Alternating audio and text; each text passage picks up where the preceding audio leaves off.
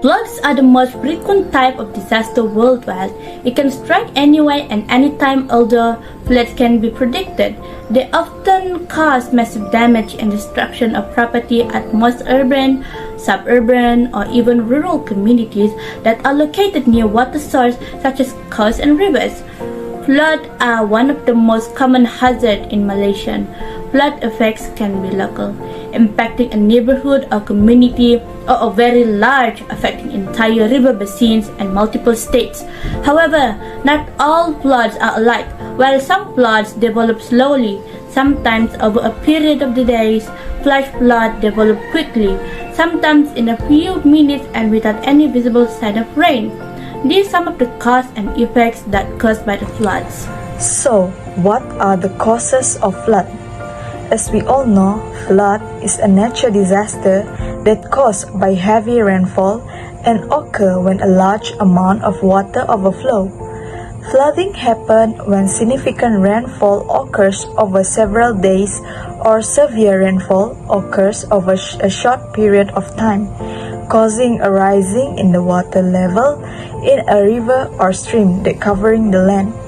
Besides that, improper drainage system can cause flooding, where there is no ground for water to sink into when a drainage basin is built of concrete. As a result, when such drainage basins fill up, low ground areas will be flooded. The flood also made worse by garbage. For example, residents throw their trash in gutters on a regular basis, clogging the gutters and preventing the water flow, causing the gutters to overflow. In addition, dams broken also causes a flood, as water is frequently held back by well-designed walls that prevents water from spilling out. When these walls break, it releasing all of the water and creating flooding in the surrounding communities, thus ruining properties and lives in the process. Also, overflowing rivers can cause flood. For example, if you live beside a river and places upstream receive significant rainfall, it could result in a serious overflow in your neighborhood. Effect of flood, especially flash flood, can devastate entire city and urban environment. Throughout history, many have lost their life as a result of rapid flood, or even caused by several flooding such as landslide and collapsed infrastructure.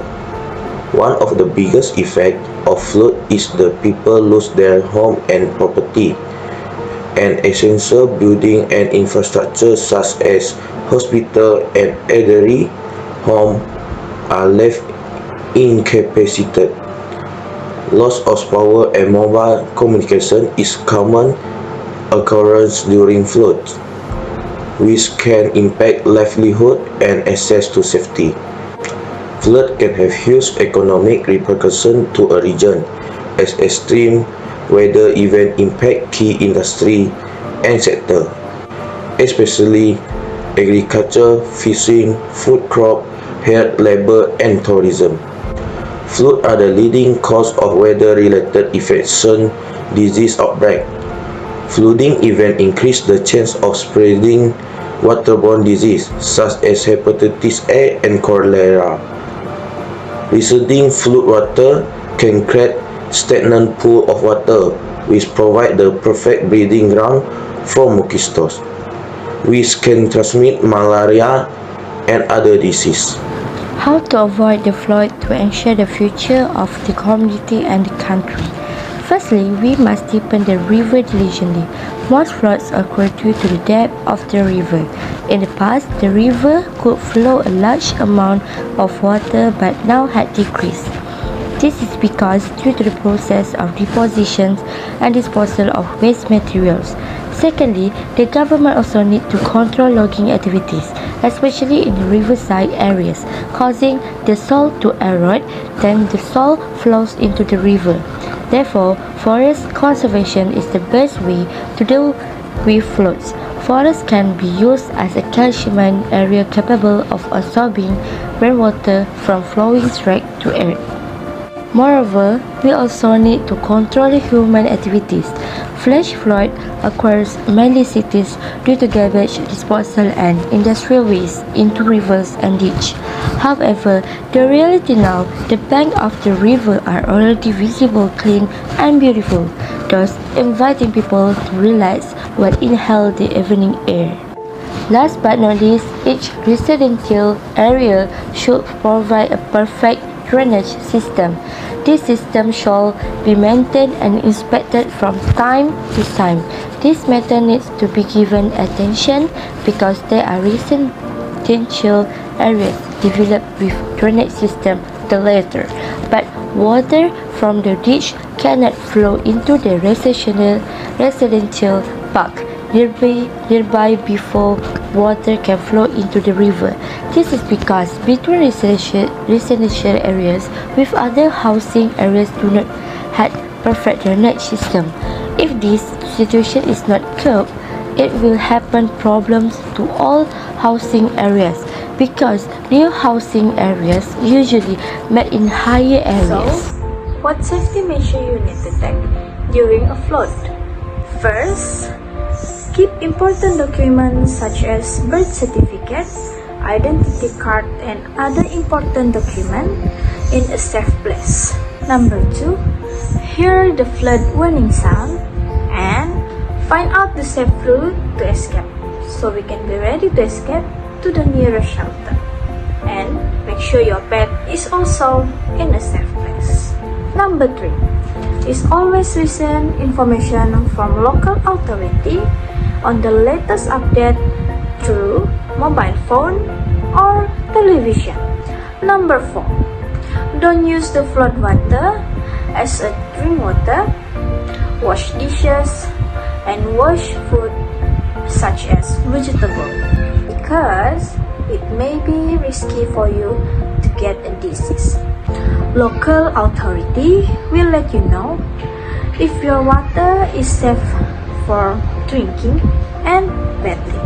Number 5, don't move into your home if the local authority has not given instruction. Number 6, don't try to cross or play in flood water because it may risk you to drift. So, here are the safety measures you need to follow when the flood occurs. In conclusion, flood is expected to affect flooding through the change in rainfall, temperature, sea level, and river process. Flood will exacerbate the existing effect of flooding on infrastructure and community services, including road, stormwater and wastewater system, drainage, river flood mitigation works, and public assets including houses, businesses, and schools. It may cause flood risk management priorities and may even increase to the risk from flooding to unacceptable level in some places. It is therefore important that flood risk assessment incorporated an understanding of the impacts of climate change on the flood hazard. Managing present-day and future risk from flooding involves a combination of risk avoidance and risk reduction activities. The treatment option could be a combination of avoiding risk where it's possible, controlling risk through the structural and regulatory measure, transferring risk through the insurance, accepting risk, emergency management planning, warning system, and communicating risk, including the residual risk to affected parties. So that's all for our group, and thank you.